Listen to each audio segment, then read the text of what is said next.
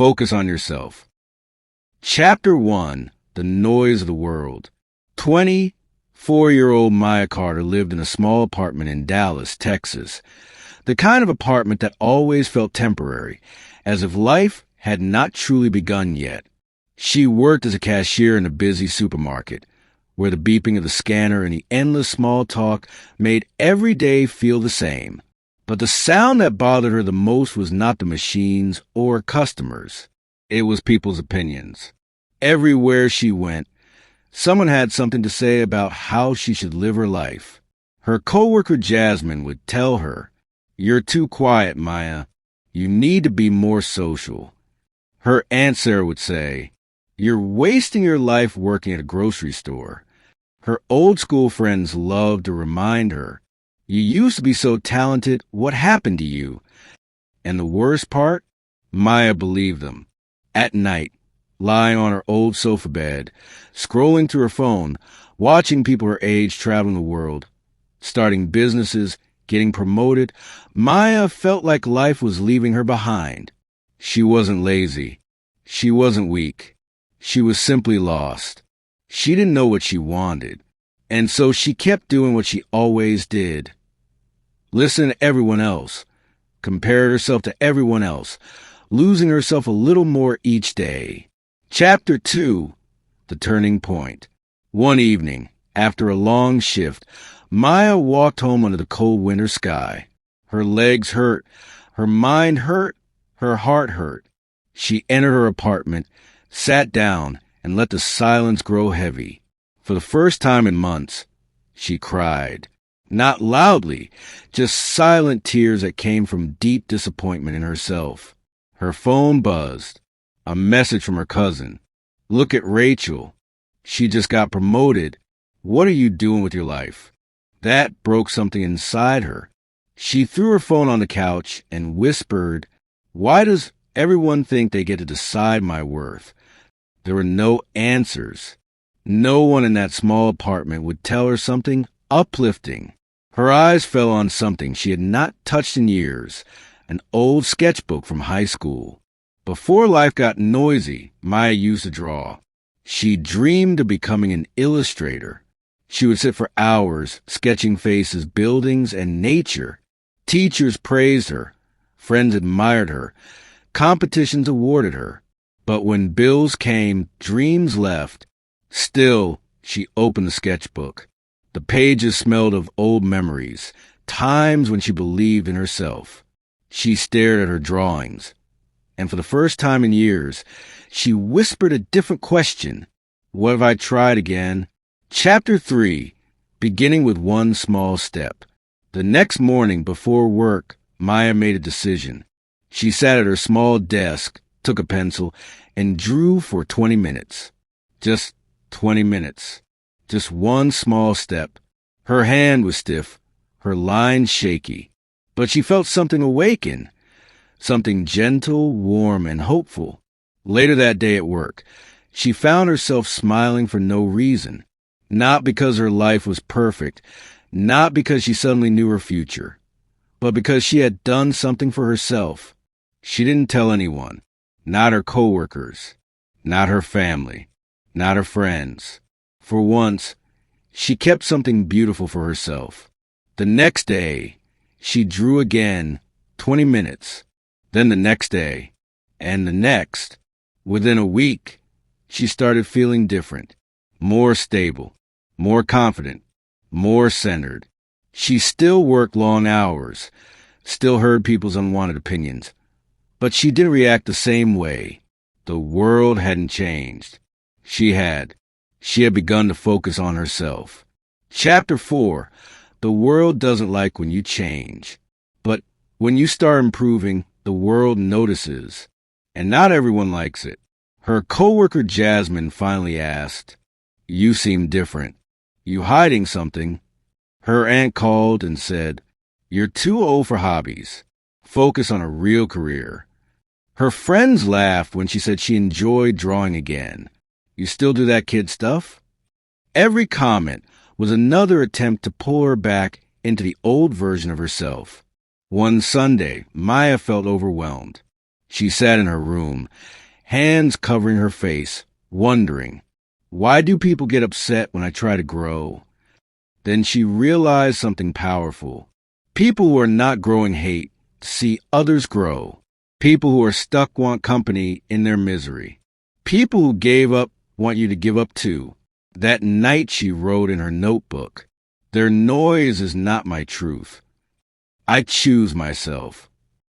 Chapter 5. The First Big Decision. A month passed. Maya completed her first full sketchbook in years. Her drawings improved. Her confidence strengthened. Little by little, she started imagining a different future. One day, she searched online for local art classes. There was a night course offered at a small community center. $120 per month. It was not cheap for her, but it was possible. Her first thought was fear. What if I fail?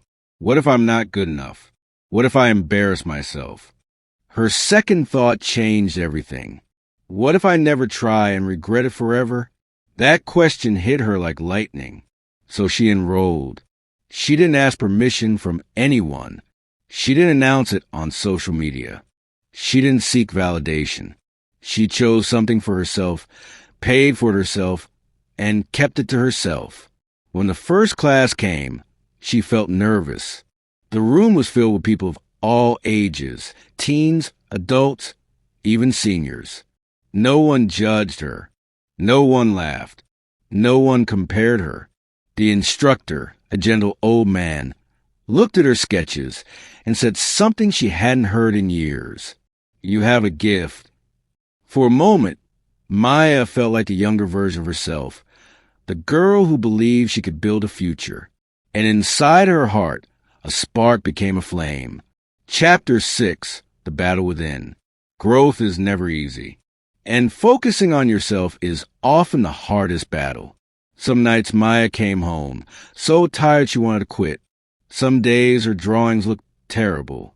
Some weeks she wondered if all this effort mattered. And her family didn't help. Her aunt kept saying, "You're wasting money on useless classes." Her mother said, "Art won't pay your bills." Her cousin said, "Others your age are buying cars and houses. And you're drawing?" There were moments Maya almost believed them, almost quit, almost returned to her old life. But each time she sat with her pencil, each time she created something, she remembered why she started: to rebuild herself, to find her purpose, to prove to herself that she could change her life. She wrote on her mirror, "I am not competing with anyone. I am becoming better than I was yesterday." Chapter 7, The Opportunity. One evening after class, her instructor gave an announcement. "Next month, we're hosting a small community art exhibition. Students can submit their best work." Everyone got excited, except Maya. She felt fear rise inside her. Me? Show my art? What if people laugh? What if no one likes it? She thought about skipping it. She thought about staying invisible. But a voice inside whispered, "You didn't come this far just to hide again." After days of thinking, she chose one drawing, a portrait of a young woman looking at the sunrise. The expression on the woman's face reflected hope, pain, strength, and courage. Everything Maya had felt in the past few months. She submitted it. Chapter 8, The Exhibition Day. The community hall was packed. Families, friends, artists, children. Everyone walked around admiring the artwork. Maya stood near her drawing, feeling nervous, clutching her hands behind her back. Two teenagers walked by. "That's beautiful," one girl said.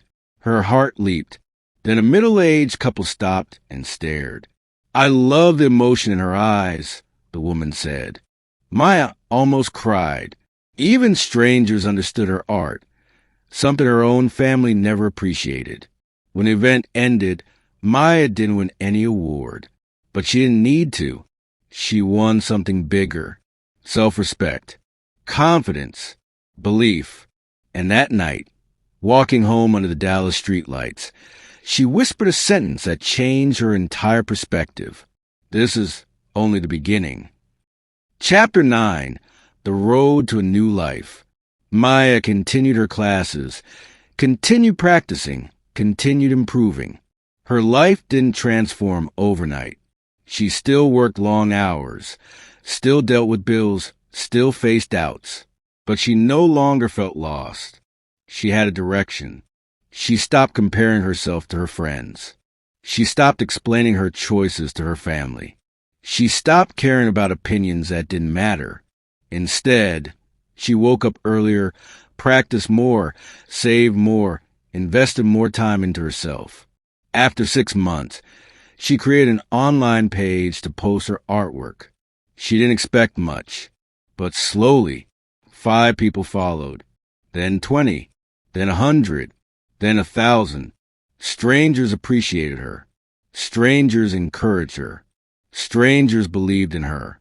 Meanwhile, the people who doubted her started asking, "How did you do it?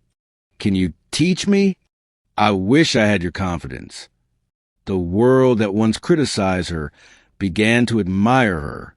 But by then, Maya no longer needed anyone's approval. Chapter 10. The Message She Learned. One evening, Maya sat on her apartment balcony, sketching the sunset. Her life had changed, not because someone saved her, not because the world became easier, but because she finally chose to focus on herself. She realized something powerful. People will always talk. People will always judge. People will always compare. But none of that matters. The only thing that matters is how you grow, how you rise, how you fight for your own dreams. She whispered, "When you focus on yourself, you discover who you truly are." Chapter 11. 1 year later. A year after she opened her old sketchbook, Maya quit her supermarket job and took a part-time role at an art supply store. It paid less, but it surrounded her with inspiration. Her online art page reached 10,000 followers. She sold her first portrait for $150, then another for $250, then another. Soon, she saved enough money to move to a slightly better apartment. She wasn't rich, but she was fulfilled. People from schools invited her to teach children. Local cafes asked her to display her art. Her instructor recommended her for small freelance projects. Her life became a growing garden, one she watered herself. And one night, sitting alone, she finally understood. The day she stopped listening to others was the day her life began. Chapter 12. The Final Lesson. Maya eventually wrote a message on her art page. The same message she wished someone had told her years ago. You don't need permission to change your life. You don't need approval to grow. Focus on yourself. Heal yourself. Build yourself. And watch the world adjust. Her story wasn't about becoming famous, or becoming rich, or becoming perfect. Her story was about becoming herself. And that is the strongest motivation anyone can have. Moral of the story: when you focus on yourself, you stop living for the world and start living for your future.